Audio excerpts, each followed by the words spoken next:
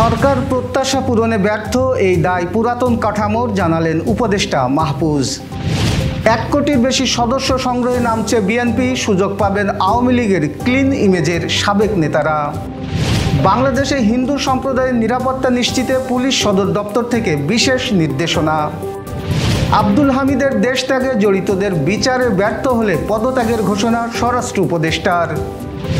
যশোরে বিভিন্ন স্থানে মহিলা দলের সমাবেশ অনুষ্ঠিত। 72 ঘন্টার মধ্যে তীব্র তাপপ্রবাহের পূর্বাভাস। বাংলাদেশ অনূর্ধ্ব-19 দলের শ্রীলঙ্কা সফরে সিরিজ জয়। দর্শক, রাতের আয়োজনে আপনাদের সাথে আছি আমি এস.এম. আরিফ। শুনছিলেন প্রধান শিরোনাম। এছাড়া প্রতিদিনের মতো থাকছে বিশেষ সংবাদ সহ আর অন্যান্য খবর। বিস্তারিততে যাওয়ার আগে আপডেট খবর পেতে গ্রামের কাগজের ইউটিউব চ্যানেল সাবস্ক্রাইব এবং ফেসবুক পেজ ফলো করে রাখুন। গত বছরের ছাত্র জনতার অভ্যুত্থানে শেখ হাসিনার পদত্যাগ ও পলায়নের পর গঠিত হয় ডক্টর ইউনূসের নেতৃত্বে অন্তর্বর্তীকালীন সরকার। তবে 8 মাসেও জনগণের প্রত্যাশা পূরণে ব্যর্থ এই সরকার, এমনটাই জানান তথ্য উপদেষ্টা মাহফুজ আলম। ফেসবুক পোস্টে তিনি বলেন, ক্ষমতার ভরকেন্দ্র বহুমুখী হয় সরকারের কার্যকর পদক্ষেপ ব্যাহত হচ্ছে। রাজনৈতিক দল ও প্রশাসনে আগের শক্তিগুলোর প্রভাব এখনও বিদ্যমান। উপদেষ্টা পরিষদেও ছাত্র প্রতিনিধিত্ব কম, তারা কোণঠাসা। তিনি বলেন, মিডিয়া, বিচার বিভাগ ও অর্থনীতিতে আওয়ামী প্রভাব থাকায় কাঙ্ক্ষিত পরিবর্তন আসেনি। ছাত্র আন্দোলনের বিভক্তি, আমলাতন্ত্রের আপোষ ও বাম ডানের দ্বন্দ্ব পরিস্থিতিকে জটিল করেছে। মাহফুজ আলম সমাধান হিসেবে ছাত্রদের যথাযথ অংশগ্রহণ, ঐক্য ও পুরাতন প্রভাবশালীদের অকার্যকর করার কথা বলেন। বিএনপির সিনিয়র যুগ্ম মহাসচিব রুহুল কবির রিজভী জানিয়েছেন, আওয়ামী লীগের ক্লিন ইমেজের ব্যক্তিরা চাইলে বিএনপিতে যোগ দিতে পারেন। আজ নয়াপল্টনে দলের কেন্দ্রীয় কার্যালয়ে এক সংবাদ সম্মেলনে তিনি বলেন, আওয়ামী লীগের দুঃশাসন, লুটপাট ও টাকা পাচার বিরোধী যারা ফ্যাসিস্ট আচরণের আগে থেকেই দলটি ছেড়ে দিয়েছেন, তারা বিএনপিতে যোগ দিতে পারেন। রিজভী বলেন, সমাজের বিভিন্ন শ্রেণী পেশার ভদ্র, ফ্রেশ ও আদর্শবান মানুষ, যেমন শিক্ষক, ব্যাংকার, সরকারি বা এনজিও কর্মকর্তা, কৃষক, শ্রমিক বিএনপির আদর্শে আস্থা রাখলে তারা সদস্য হতে পারবেন।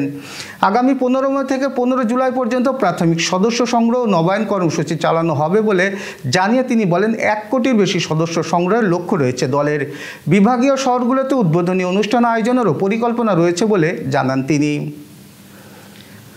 ভারত পাকিস্তানের চলমান সংঘাতের প্রেক্ষাপটে বাংলাদেশে হিন্দু সম্প্রদায়ের নিরাপত্তা নিশ্চিতে পুলিশ সদর দপ্তর থেকে বিশেষ নির্দেশনা দেওয়া হয়েছে। 8 মে বুধবার পুলিশ সদর দপ্তরের অপারেশন শাখা থেকে পুলিশের সব ইউনিট, জেলা ও থানায় এই সংক্রান্ত চিঠি পাঠানো হয়।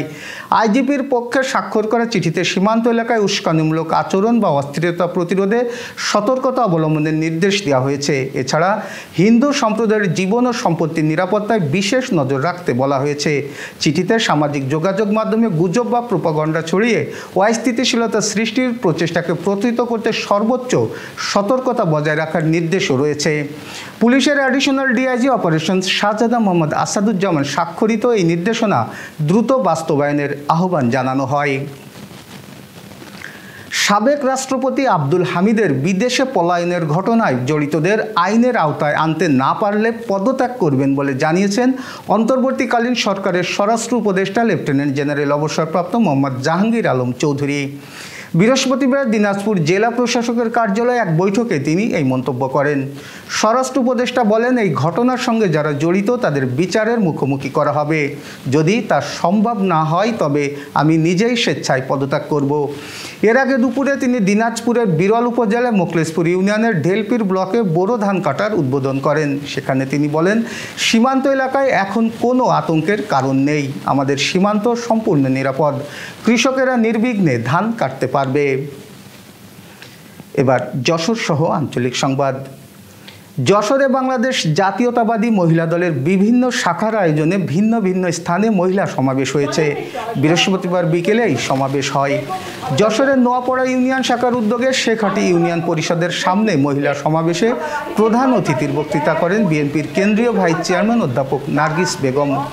যশোর পৌর 1 নম্বর ওয়ার্ড শাখার উদ্যোগে পূর্ব বরান্দির শতদল স্কুল মাঠে মহিলা সমাবেশে প্রধান অতিথির বক্তৃতা করেন বিএনপির খুলনা বিভাগীয় ভারপ্রাপ্ত সাংগঠনিক সম্পাদক অনিন্দ ইসলাম অমিত। এদিকে উপশহর ইউনিয়ন শাখার উদ্যোগে বি ব্লক বাজারে সমাবেশে প্রধান অতিথির বক্তৃতা করেন অনিন্দ ইসলাম অমিত। এ সকল সমাবেশে জেলা বিএনপির সভাপতি অ্যাডভোকেট সাবেরুল হক সাবু, সাধারণ সম্পাদক দেলোয়ার হোসেন খোকন, জেলা মহিলা দলের সভাপতি রাশিদা কে রহমান সহ অন্যান্য নেতৃবৃন্দ উপস্থিত ছিলেন। Jessore Sadar Upazila program on agriculture and rural transformation for nutrition entrepreneurship and resilience in Bangladesh প্রোগ্রামের আওতায় কৃষি সম্প্রসারণ অধিদপ্তরের আয়োজনে পার্টনার কৃষক কংগ্রেস অনুষ্ঠিত হয়েছে। বৃহস্পতিবার দুপুরে উপজেলা পরিষদ হলরুমে এই অনুষ্ঠানে প্রধান অতিথির বক্তব্য দেন কৃষি সম্প্রসারণ অধিদপ্তর যশোরের উপপরিচালক কৃষিবিদ মোশাররফ হোসেন। উপজেলা নির্বাহী অফিসার শারমিন আক্তারের সভাপতিত্বে উপজেলা কৃষি অফিসার হাসান আলীর সঞ্চালনায় আরও উপস্থিত ছিলেন পিআইও অফিসার ইয়ারুল ইসলাম, আরডিও অফিসার প্রকাশ চন্দ্র সরকার, সমবায় অফিসার রণজিৎ দাস সহ উপসহকারী কৃষি অফিসার বৃন্দ উপস্থিত ছিলেন। এবার আবহাওয়ার সংবাদ। বৃষ্টিপাত কমে যাওয়ায় সারা দেশে বেড়েছে গরম। বর্তমানে দেশের বিভিন্ন জায়গায় বইছে তাপপ্রবাহ। এমন পরিস্থিতিতে আগামী 72 ঘন্টার মধ্যে দেশের উপর দিয়ে তীব্র তাপপ্রবাহ বয়ে যেতে পারে বলে জানিয়েছে আবহাওয়া অফিস। বৃহস্পতিবার আবহাওয়া অধিদপ্তরের আবহাওয়াবিদ খন্দকার হাফিজুর রহমান সই করা তাপপ্রবাহের সতর্কবার্তায় এই তথ্য জানানো হয়েছে। সতর্কবার্তায় বলা হয়, খুলনা বিভাগের উপর দিয়ে চলমান মৃদু তাপপ্রবাহ দেশের অনেক জায়গায় বিস্তার লাভ করতে পারে এবং আগামী 72 ঘন্টার মধ্যে কোথাও কোথাও মাঝারি থেকে তীব্র তাপপ্রবাহ আকারে অব্যাহত থাকতে পারে। এদিকে আগামী 24 ঘন্টায় সিলেট বিভাগের 2-1 জায়গায় অস্থায়ীভাবে দমকা হাওয়া সহ বিদ্যুৎ চমকানো সহ বৃষ্টি অথবা বজ্রবৃষ্টি হতে পারে। অন্যদিকে দেশের অন্যান্য অঞ্চলে আংশিক মেঘলা আকাশ সহ আবহাওয়া প্রধানত শুষ্ক থাকতে পারে। সারা দেশে দিনের তাপমাত্রা 1 থেকে 2 ডিগ্রি সেলসিয়াস বৃদ্ধি পেতে পারে এবং রাতের তাপমাত্রাও সামান্য বাড়তে পারে। এবার খেলার সংবাদ। প্রথম ম্যাচে হেরে সিরিজ শুরু করলেও দুর্দান্তভাবে ঘুরে দাঁড়িয়েছে বাংলাদেশ অনূর্ধ্ব-19 দল। টানা 3 ম্যাচ জিতে সিরিজ 3-1 ব্যবধানে এগিয়ে যায় তারা। তবে পঞ্চম ম্যাচে হেরে কিছুটা চাপের মুখে পড়ে যায় আজিজুল হাকিমের দল। ফলে সিরিজ জয়ের জন্য শেষ ম্যাচে জয়ের বিকল্প ছিল না। কলম্বোতে অনুষ্ঠিত শেষ ম্যাচে টস হেরে ব্যাটিংয়ে নামে বাংলাদেশ। দ্বিতীয় ওভারে ওপেনার জাওয়াদ আবরার আউট হলে অধিনায়ক আজিজুল হাকিম ও কালাম সিদ্দিকীর দ্বিতীয় উইকেটে 65 রানের জুটি দলকে ভালো ভিত দেয়। আজিজুল 94 রান করে আউট হন। মাত্র 6 রান দূরে থেকে সেঞ্চুরি মিস করেন তিনি। তার ইনিংসে ছিল 7টি 4 ও 2টি ছক্কা। এরপর রিজান হোসেন ও মোহাম্মদ আবদুল্লাহ দলকে এগিয়ে নেন। বাংলাদেশের স্কোর ছিল 39.1 ওভারে 3 উইকেটে 188। ঠিক তখনই নামে বৃষ্টি। এরপর আর খেলা না হয় ম্যাচ পরিত্যক্ত হয়। ফলে 6 ম্যাচের সিরিজ 3-2 ব্যবধানে জয় নিশ্চিত করে Bangladesh. Renaissance hospital and diagnostic centre. রেনেসাতেই মিলছে কম খরচে উন্নত সেবা। তাই নিশ্চিন্তে আমাদের সেবা নিন, সুস্থ থাকুন। Renaissance hospital and diagnostic centre, সদর হাসপাতাল মোড়, দরাটানা, যশোর। দর্শক, শেষ করব একটি বিশেষ সংবাদ দিয়ে।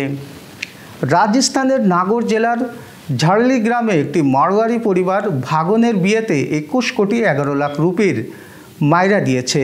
উপহারের মধ্যে ছিল 1 কেজি সোনা, 15 কেজি রূপা, 210 বিঘা জমি, একটি পেট্রোল পাম্প, একটি প্লট, 1 কোটি 51 লাখ রুপি নগদ, কাপড় চোপড় ও যানবাহন।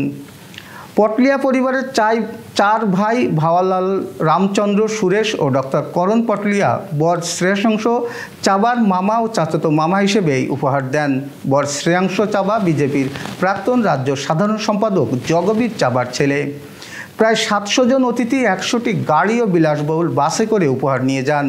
মারোয়ারি সমাজে মায়েরা এক ঐতিহ্যবাহী প্রথা, যেখানে ভাই বা মামারা বোনের সন্তানদের বিয়েতে উপহার দেন।